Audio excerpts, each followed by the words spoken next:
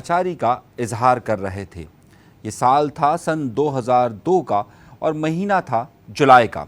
ये वो महीना था कि जब दो अहम हुक्मरान, एक का ताल्लुक दुनिया की सबसे बड़ी जमहूरियत और शायद सबसे बड़ी आबादी भारत से था, जबकि दूसरे का ताल्लुक एक एटमी ताकत और उस वक्त के ताकतवर तीन हुक्मरान यानी कि पाकिस्तान के सदर उस वक्त के परवेज़ मुशर्रफ से था।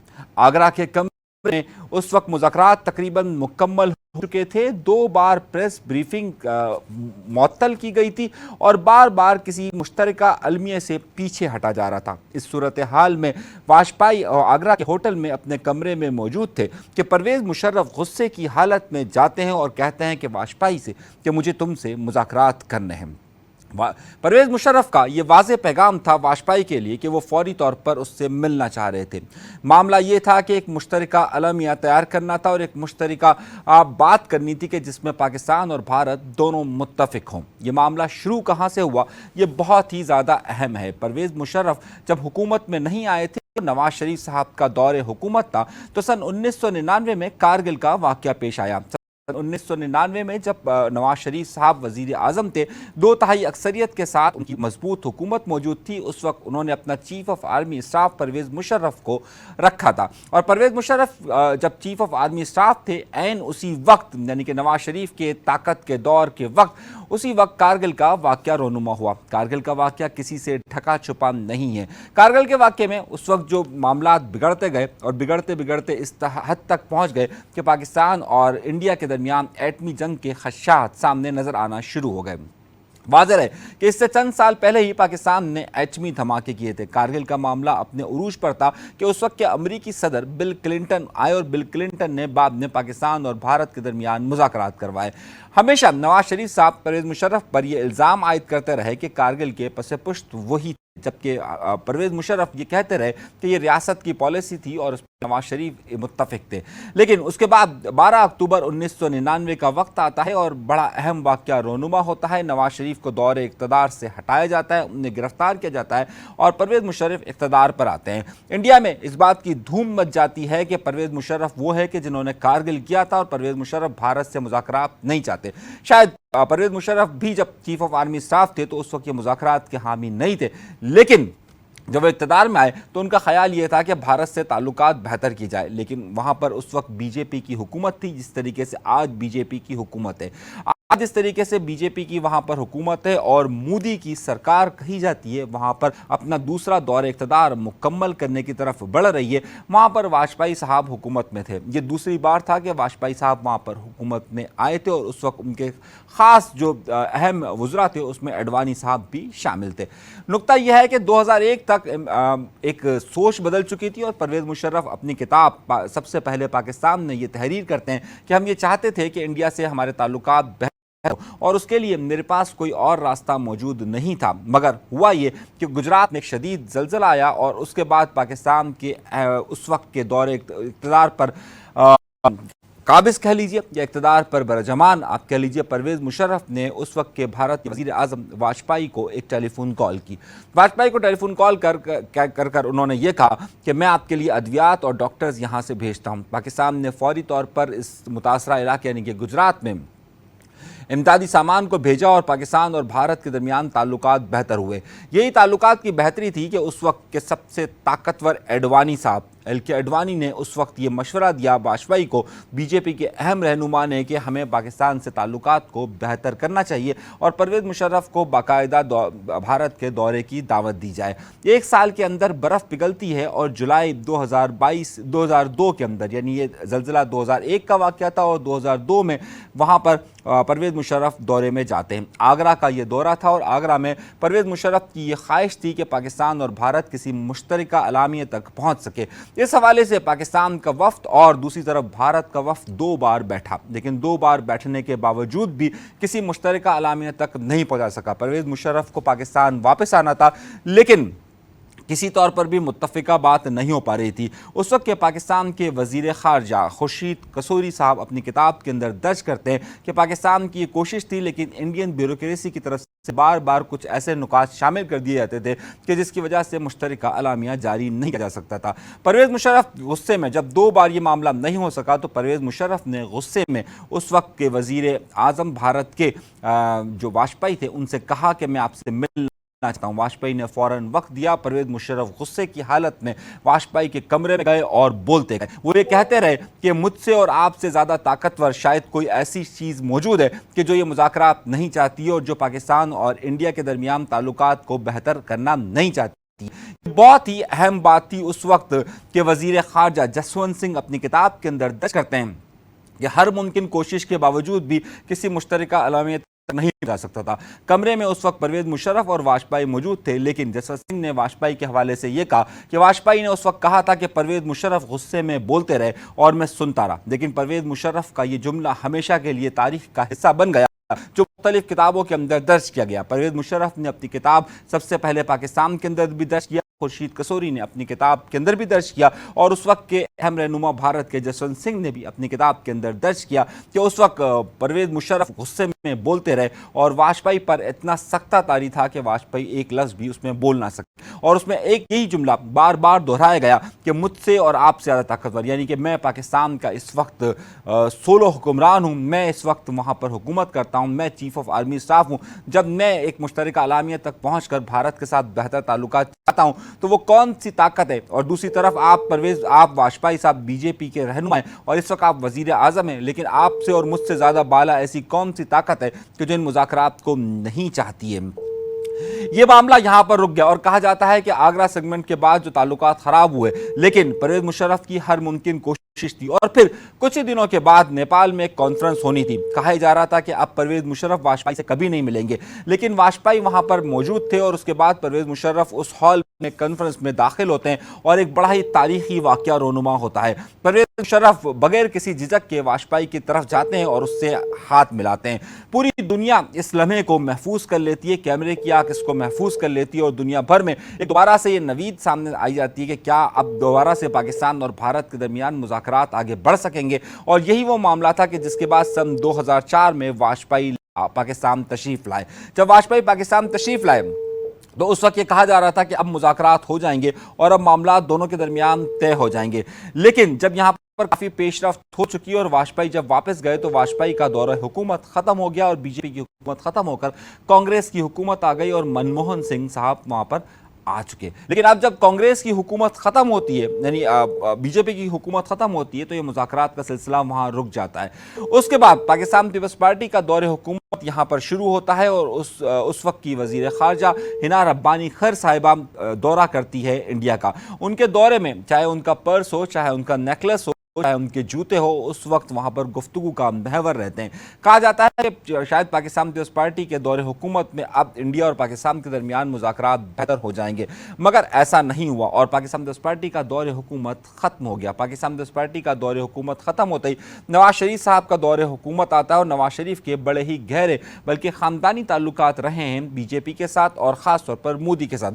جب ان کی نواسی کی شادی میں خود جو اس وقت بی جے پی کے سربراہ اور وزیر اعظم ہیں مودی پاکستان تشریف لاتے ہیں، لیکن اس کے ساتھ ہی کچھ واقعہ رونما ہونا شروع ہو جاتے ہیں اور ان واقعات کا پھر ایک تسلسل شروع ہو جاتا ہے۔ اور اس تسلسل میں اگر آپ کو یاد ہو کہ اگست 2019 میں جو واقعہ ہوا کہ جس میں جو کشمیر میں آرٹیکل 370 کے نفاذ کے بعد کشمیر کو کیا گیا اور پاکستان نے اس پر شدید احتجاج کیا۔ سن 2019 میں ہی پلوامہ کا واقعہ ہوتا ہے جس کے متعلق حالیہ دنوں میں آپ نے پریس کانفرنس بھی دیکھی ہوگی۔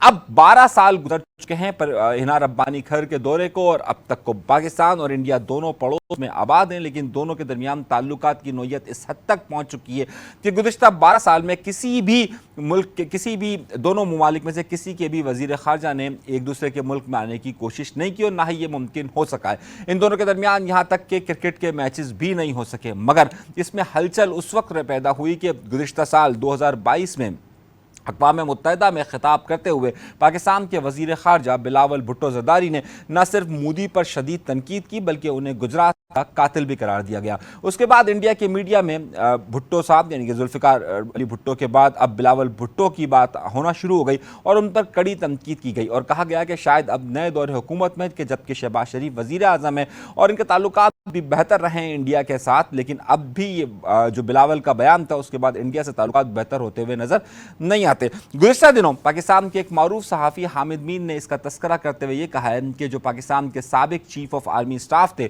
یعنی جنرل باجوہ صاحب وہ انڈیا سے مذاکرات چاہتے تھے، لیکن عمران خان نے ان مذاکرات کے سلسلے کو انکار کر دیا۔ اس کے بعد ایک نئی بحث کا آغاز ہوا، مگر اس نئی بحث کے آغاز کی سب سے بڑی وجہ یہ تھی کہ بلاول بھٹو زرداری صاحب کو مئی کے 4 اور 5 تاریخ کو یعنی کہ آج سے پورے 10 دن کے بعد انڈیا کے شہر گوا جانا ہے، جہاں پر شنگھائی کارپوریشن کی ایک بہت اہم وزرائے خارجہ کی میٹنگ ہونی ہے جس میں چین، روس، انڈیا اور پاکستان کے وزرائے خارجہ شامل ہوں گے۔ آپ کے علم میں ہوگا کہ اسی ٹی وی چینل پر یعنی کہ ایش ناؤ ٹی وی چینل پر ہمارے پروگرام میں ہم نے اس خبر کو بریک کیا تھا اور وہ مہینہ تھا فروری کا۔ ہم نے فروری کے مہینے میں آپ کو یہ بات بتائی تھی کہ مئی کے مہینے میں بلاول بھٹو زرداری لازمی طور پر انڈیا کا دورہ کریں گے۔ اس وقت انڈیا میں اس موضوع کو کافی بحث میں لیا جاتا ہے، بلاول بھٹو زرداری ہو یا کوئی بھی ہو، لیکن 12 سال بعد کسی بھی وزیر خارجہ کا بھارت میں قدم رکھنا ہی سب سے بڑی خبر کہا جا رہا ہے۔ اور کیا اس خبر میں وہی معاملات ہوں گے جو کہ بلاول بھٹو نے جو مودی کو کہا تھا کہ وہ گجرات کا قاتل ہے، تو کیا یہ مذاکرات نہیں ہو سکیں گے؟ جہاں پر اس وقت کے جو جے شنکر صاحب ہیں وزیر خارجہ ہیں ان سے ان کی ملاقات بھی متوقع ہے، تو کیا یہ ملاقات کسی نتیجے پر پہنچ سکے گی؟ یا پھر اگر یہ دو ممالک آپس میں تعلقات کو بہتر چاہتے ہیں اور اگر تعلقات کو بہتر چاہتے ہیں تو کیا اس تعلقات کی بہتری اس نہج پر پہنچ سکے گی کہ وہ کسی معاہدے پر یا کسی مشترکہ اعلامیے پر جا سکے؟ وزیر خارجہ کا یہاں تک پہنچنا اور وزیر خارجہ کا جانا ہی سب سے بڑی خبر کہا جائے گا۔ یا پھر جس طریقے سے پرویز مشرف نے اپنی کتاب میں یا پھر جسونت سنگھ نے اپنی کتاب میں یا پھر خورشید قصوری نے اپنی کتاب میں درج کیا ہے کہ دونوں طاقتور لوگوں کے ہوتے ہوئے بھی ان سے بھی بالا کوئی ایسی طاقتور چیز ہے کہ جو ان مذاکرات کو کامیاب نہیں ہونے دیتی اور دونوں ممالک کے درمیان تعلقات کو بہتر نہیں ہونے دیتی۔ اس ساری گفتگو کو سمیٹیں گے اور ہمارے ساتھ اس وقت نہ صرف انڈیا سے معروف صحافی موجود ہوں گے، پاکستان کے معروف صحافی موجود ہوں گے اور کئی سیاستدان بھی ہمارے ساتھ اس گفتگو میں موجود ہوں گے، اور پروگرام خبر کے اثر میں انیس منصوری کے ساتھ ان سوالات کے جوابات ہم تلاش کریں گے کہ کیا یہاں پر ممکن ہے، کیا بلاول کا رویہ وہی ہوگا جو انہوں نے اقوام متحدہ کے اجلاس میں خطاب کرتے ہوئے مودی کو اس وقت کا قاتل قرار دیا تھا، یا پھر یہ معاملات اس طریقے سے ہوں گے کہ جس طریقے سے پرویز مشرف کے دور میں تھے، یا پھر یہ معاملات ہوں گے کہ پاکستان کی اسٹیبلشمنٹ اور پاکستان کی حکومت الگ الگ ہو، جس کا ذکر ابھی ہوا کہ جنرل باجوہ مذاکرات کی طرف جانا چاہتے تھے لیکن عمران خان نے مذاکرات سے انکار کر دیا تھا۔ یہ صورتحال کس طرف جائے گی؟ 12 سال بعد ایک بڑا واقعہ رونما ہونے والا ہے اس خطے میں۔ کیا ان دونوں ممالک نے ہمیشہ یہ بات کہی ہے کہ دونوں ممالک تعلقات کی بہتری چاہتے ہیں اور بہتری کے بعد معاملات کو آگے بڑھانا چاہتے ہیں؟ وقت ایک چھوٹے سے بریک کا ہے، بریک کے فوراً بعد ہم آپ کی خدمت میں حاضر ہوتے ہیں اور اس کے بعد ہمارے ساتھ نہ صرف بھارت سے کئی معروف صحافی موجود ہوں گے، کچھ سیاستدان موجود ہوں گے، پاکستان سے کچھ سیاستدان ہمارے ساتھ موجود ہوں گے اور کچھ صحافی بھی ہمارے ساتھ موجود ہوں گے۔ وقت ایک چھوٹے سے بریک کا اور بریک کے فوراً بعد ہم آپ کی خدمت میں دوبارہ حاضر ہوتے ہیں۔ ویلکم بیک ناظرین، گفتگو کے سلسلے کو دوبارہ وہیں سے جوڑتے ہیں۔ بلاول بھٹو زرداری کا بہت اہم 12 سال بعد کسی وزیر خارجہ کا بھارت کا دورہ۔ ہم نے اس بریک سے پہلے تاریخی طور پر آپ کو بتایا کہ گزشتہ 20-25 سالوں کے دوران پاکستان اور بھارت کے درمیان تعلقات میں کہاں کہاں اتار چڑھاؤ آتا رہا۔ ہمارے ساتھ آج کے پروگرام میں بھارت سے معروف صحافی روہت شرما صاحب موجود ہوں گے، پاکستان پیپلز پارٹی کی ترجمانی کے لیے شہلا رضا صاحبہ موجود ہوں گی، اور پاکستان سے خاص طور پر کسی تعارف کے محتاج نہیں ہے، پاکستان سے بڑا ایک اہم نام صحافت کے حوالے سے اور بہت اہم تجزیہ گار اس وقت وجاہت مسعود صاحب بھی ہمارے ساتھ موجود ہوں گے۔ ہم گفتگو کا آغاز کرتے ہیں۔ السلام علیکم وجاہت صاحب۔ جی السلام علیکم۔ وجاہت صاحب، 12 سال بعد کسی پاکستانی وزیر خارجہ کا بھارت کی سرزمین پر قدم رکھنا ہی سب سے بڑی خبر ہے۔ آپ کیا دیکھ رہے ہیں کہ سب سے پہلے تو یہ نقطہ دیکھنا ہے کہ پاکستان نے اس دباؤ کی حالت میں عمران خان کی اور سابقہ سیاست رہی ہے اور جو پاکستان اور بھارت کے درمیان تعلقات رہے، اس میں 12 سال بعد پاکستان نے یہ فیصلہ کس طریقے سے کیا ہے کہ بلاول بھٹو زرداری وہاں جائیں؟ ایک تو بلاول صاحب کا وزیر خارجہ بننا بذات خود ایک بہت پازیٹیو وائب ہے انٹرنیشنل کمیونٹی کے لیے۔ ان کا پاکستان کی طرف سے पाकिस्तान पीपल्स पार्टी के किसी रहनुमा का, ये तो चेयरमैन है पीपल्स पार्टी के, या किसी भी रहनुमा की तरफ से जाना जो है वो पाकिस्तान की नॉर्मलाइजेशन का सिग्नल देता है। और ये जो विजिट है बिलावल साहब का मौजूदा इंटेंडेड, ये पाकिस्तान इंडिया बाइलैटरल में नहीं है, ये तो शंघाई कॉर्पोरेशन SCO जो है उसका जो इजलास है उसके जिम्मे में जा रहे हैं। और इसके बावजूद मैं समझता हूँ कि दो मुल्कों के बीच में जो बिल्कुल मुनक़ते होने की नौबत आई हुई है और बहुत पेचीदा सूरत हाल है, उसमें ये मुमकिन नहीं है कि बिलावल भुट्टो लिया जाए तो उसमें कुछ अच्छा बरामद नहीं हो। ये कहते हुए इख्तियार में ये अर्ज करूंगा कि कोई अगर कोई तवक्को कर रहा हो तो वो अभी नहीं हो। ये मामला जिस वक्त के अरसे में यहाँ तक पहुंचे हैं, इन्हें बेहतर और दोनों मुल्कों के आवाम के लिए म्यूचुअली बेनिफिशियल लेवल तक पहुंचने में वक्त लगेगा। तो बहुत अच्छा इशारा है, लेकिन किसी बड़ी पेशरफ्त की तवक्को ना रखी जाए फिलहाल तो वो बेहतर होगा। अच्छा, आपने बिल्कुल ठीक कहा कि ना रखी जाए, लेकिन हमने माजी में ये देखा कि पाकिस्तान के जो हुक्मरान आए उन्होंने गाए बगाए और इंडिया की तरफ से भी गाए बगाए ये कोशिशें होती रही कि दोनों ममालिक के दरमियान ताल्लुकात बेहतर हो सके। खुसूसी तौर पर अगर मैं आपको आखिरी कोशिश अगर आप देखिए कि जो इस अशरों में हुई हैं या इस पूरे प्रोसेस में पिछले 25 साल के दरमियान हुई हैं, तो नवाज शरीफ साहब का दूसरा दौरे हुकूमत, उसके बाद परवेज़ मुशर्रफ की तरफ से कोशिशें होना, उसके बाद जो है वो बिलावल जब पाकिस्तान पीपल्स पार्टी का दौरे हुकूमत था उस वक्त कोशिश होना, लेकिन उसके बाद नवाज शरीफ के तौर पर कोशिश होना और फिर इमरान खान का दौर, इन तमाम अदवार में होती रही। लेकिन कुछ वाक़यात ने हमेशा इन दोनों ममालिक के दरमियान दूरियां इस कदर पैदा कर दी कि फिर सालों तक राब्ता नहीं हो सका। आपको लगता है कि क्या इस वक्त भी कुछ भी बर्फ़ अगर पिघलेगी तो उसके असरात आइंदा चंद सालों के अंदर दोनों ममालिक के दरमियान बेहतर ताल्लुकात के तौर पर सामने आएंगे? देखते हैं, क्योंकि पाकिस्तान और इंडिया में एक तो इक़्तिसादी तौर पर और दूसरे सियासी तौर पर दोनों मुल्कों में डेवलपमेंट की एवोल्यूशन की रफ्तार एक नहीं रही। और मानना चाहिए कि इक़्तिसादी तौर पे और सियासी इस्तेहकाम में इंडिया पाकिस्तान से बहुत आगे निकल गया है। और जिन मामला की तरफ आपने इशारा किया उसमें एक अहम इजाफा अपनी तरफ अपने टाइम मैं उसे अहम समझता हूँ, मैं कर दूं कि जब 2008 में पीपल्स पार्टी की हुकूमत आई थी तो आपको याद होगा कि ये 2008 में आसिफ अली ज़रदारी साहब ने कुछ अच्छे बयान दिए थे और फिर जनरल असेंबली में सितंबर में बात किया था और इंडियन अखबार को ऑनलाइन एक इंटरव्यू किया था। और उसके बाद मुंबई नवंबर 2008 के अटैक हो गए। और इसी तरह इमरान खान साहब के दौर में हमने पॉजिटिव डेवलपमेंट तो कोई देखी।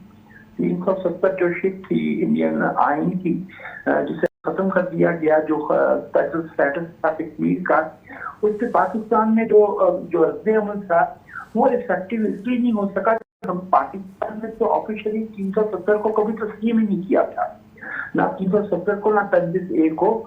इस वजह से पाकिस्तान का जो रद्द-ए-अमल था उसे इंटरनेशनल कम्युनिटी ने भी किसी तवज्जो में काबिल नहीं समझा और ज़मीनी हक़ाइक़ भी उससे नहीं बदल सके। तो मेरी समझ के मुताबिक, और मैं गलत हो सकता हूँ, ये बहुत अहम बात हो कि पाकिस्तान के अंदर भी अब तक इस पे संजीदगी से बात किया जाए कि बदली हुई दुनिया में और हुए हालात में कैसे लेके चल रहा है। और अगर किसी की जाती इसको खुशामद ना समझा जाए तो मैं ये भी कहूँगा कि Bilawal Bhutto young energetic vibrant political leader enjoying popularity among a significant portion of our population is perhaps best placed to take this forward. Let's forget जो हो गया माजी में, ना ये 99 है, ना 2008 है, ना 2014 है जब आप नवाज शरीफ साहब से मिलने के लिए तशरीफ लाए हैं पाकिस्तान। 2014 में 2015 उसके बाद जो कुछ होता रहा है, अब ये वो दुनिया नहीं है, बहुत आगे निकलना है मामला, नए सिरे से नए तरीकों से चलना चाहिए। फिर इससे ज्यादा अच्छा मौका नहीं होगा, दुनिया बदल रही है. अच्छा वजह साहब, जो इसमें बड़ा अहम नुक्ता यह है कि इस कॉन्फ्रेंस, इस मुज़ाकरात, इस पूरी कॉन्फ्रेंस में 4 अहम ममालिक हैं और उसमें चीन, रूस, पाकिस्तान और भारत.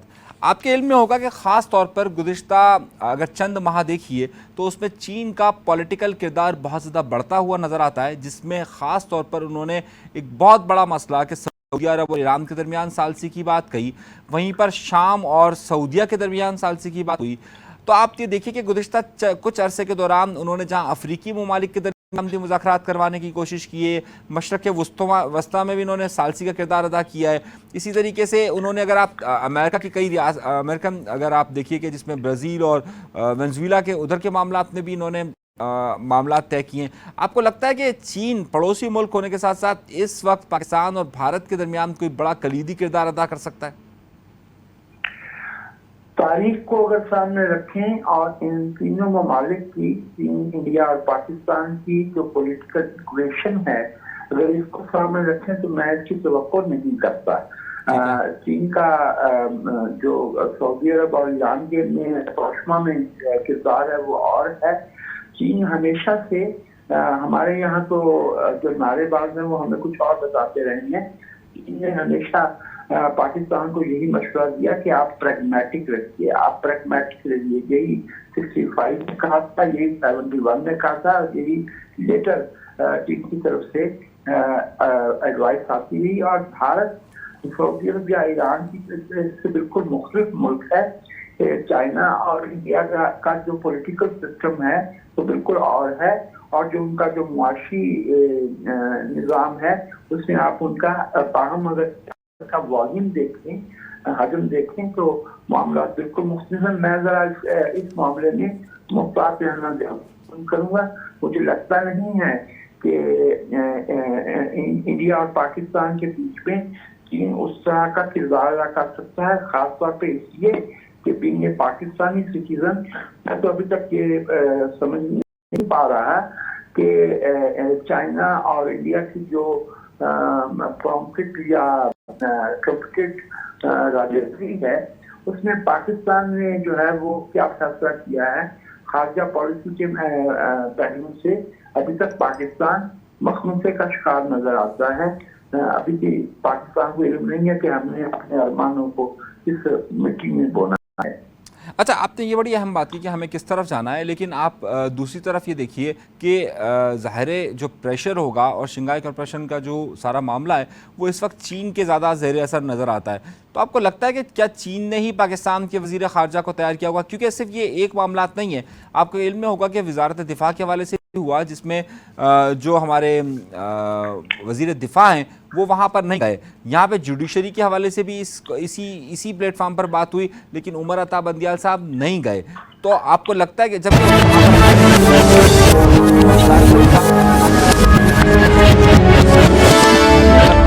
हमारी इस्टेब्लिशमेंट और हुकूमत एक प्लेटफॉर्म पर कहीं पर नजर आ रही है इस मामले में? मेरे ख्याल में रियलाइजेशन मौजूद है. जिन दो हजरात का आपने नाम लिया, ख्वाजा आसिफ साहब और अता बंदियाल साहब, उनकी केमिस्ट्री मुख्तलिफ है. जो बिलावल भुट्टो साहब हैं उनका जो विजिट है उसकी पॉलिटिकल जो क्या कहना चाहिए कि नौयत है, जो इशारा है वो बिल्कुल मुख्तलिफ नौयत का है. ये एक ब्रेक थ्रू है. दो ऐसे ममालिक के साथ जो हमसाया भी हैं, न्यूक्लियर कैपेबिलिटी भी रखते हैं, and a long history of wanted and unwanted conflict भी मौजूद है. बहुत तारीख जो है वो बहुत उतार चढ़ाव का शिकार है ये दोनों मुल्कों के बीच में.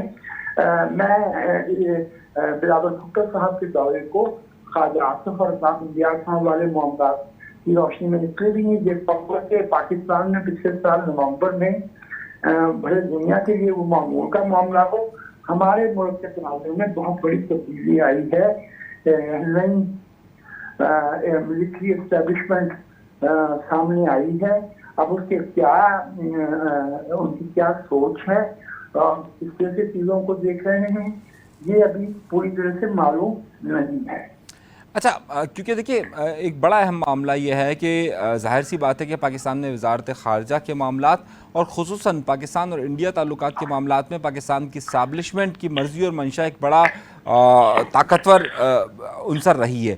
آپ کو لگتا ہے کہ کیا اس وقت پاکستان کی اسٹیبلشمنٹ اور پاکستان کی حکومت کسی ایک پلیٹ فارم پر ہے؟ جی ہاں، بظاہر یہی معلوم ہو رہا ہے، اور یہ بہت عرصے کے بعد ہوا ہے. پاکستان کے لوگوں کے لیے یہ بہت اچھی خبر ہے، اور پاکستان کی تاریخ کا طالب علم ہوتے ہوئے میری یہ کنسیڈرڈ اوپینین ہے کہ پاکستان اور انڈیا کے تعلقات کو نارملائز کیے بغیر پاکستان کو سیاسی اور معاشی طور پہ نارملائز کرنا ممکن نہیں ہے.